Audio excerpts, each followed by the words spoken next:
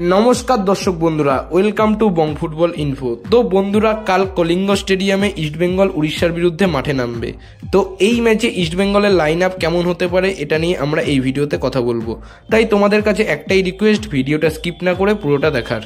তো বন্ধুরা, কালকের ম্যাচ কিন্তু ইস্টবেঙ্গলের জন্য যথেষ্ট কঠিন হতে চলেছে, কারণ উড়িষ্যা এফসি সুপার কাপের বদলা নিতে তাদের ঘরের মাঠে প্রস্তুত হয়েই রয়েছে, যেটা তারা তাদের সোশ্যাল মিডিয়া এবং অফিসিয়াল হ্যান্ডেলসগুলোতে পোস্ট করে বুঝিয়ে দিয়েছে যে তারা কালকের ম্যাচের জন্য তৈরি। এছাড়াও বন্ধুরা, ইস্টবেঙ্গলের জন্য ম্যাচটা কঠিন হওয়ার দুটো কারণ হচ্ছে, ইস্টবেঙ্গলের ডিফেন্সে যে ভরসা দেয় হিজাজি মাহের, সে হলুদ কার্ড খাওয়ার জন্য এই ম্যাচে সাসপেন্ড রয়েছে।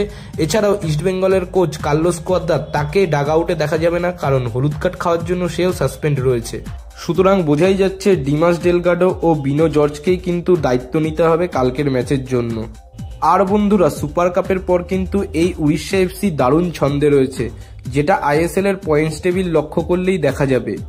তো এই উড়িষ্যা এফসির বিরুদ্ধে কার্লোস কোয়াদ্রাত ও হিজাজি মাহেরের অনুপস্থিতিতে ইস্টবেঙ্গলের কিরকম লাইন আপ নামতে পারে এবং ইস্টবেঙ্গলের ফরমেশন কি হতে পারে সেটা নিয়ে এখন একটু কথা বলবো।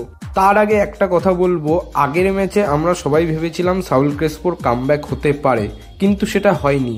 তো এই ম্যাচে আমরা আশা রাখতেই পারি সাউল ক্রেসপোকে আমরা মাঠে দেখতে পাবো। যদি সাউল ক্রেসপো প্রথম থেকে খেলে, তাহলে ইস্টবেঙ্গল হয়তো এই ম্যাচে 4-2-3-1 ফরমেশনে নামবে, যেখানে গোলকিপার প্রসুখান সিং গিল থাকবে, লেফট ব্যাক নিশু কুমার, দুটো স্টপার হবে লালচুংলুঙ্গা ও প্যান্টিচ, এবং রাইট ব্যাক খেলবে রাকিব।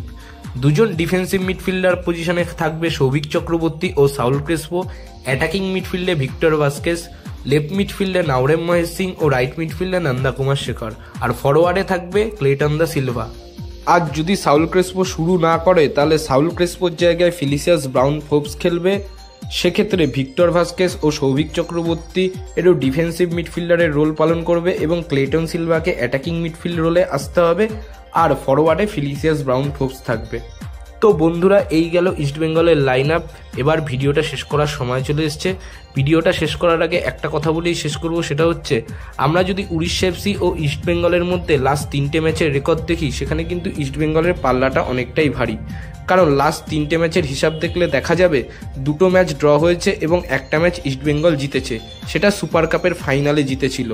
তাই আমরা আশা করব ইস্টবেঙ্গল কালকে কলিঙ্গ স্টেডিয়ামে গিয়ে উড়িষ্যাকে হারাবে এবং টপ 6-এ যাওয়ার রাস্তাটা আরও সুদৃঢ় করবে। তো বন্ধুরা, এই ছিল আজকের ভিডিওটা ভালো লাগলে লাইক করে দাও, শেয়ার করে দাও, আর কমেন্টে জানাও ইস্টবেঙ্গল কালকের ম্যাচে কিরকম পারফরমেন্স করবে।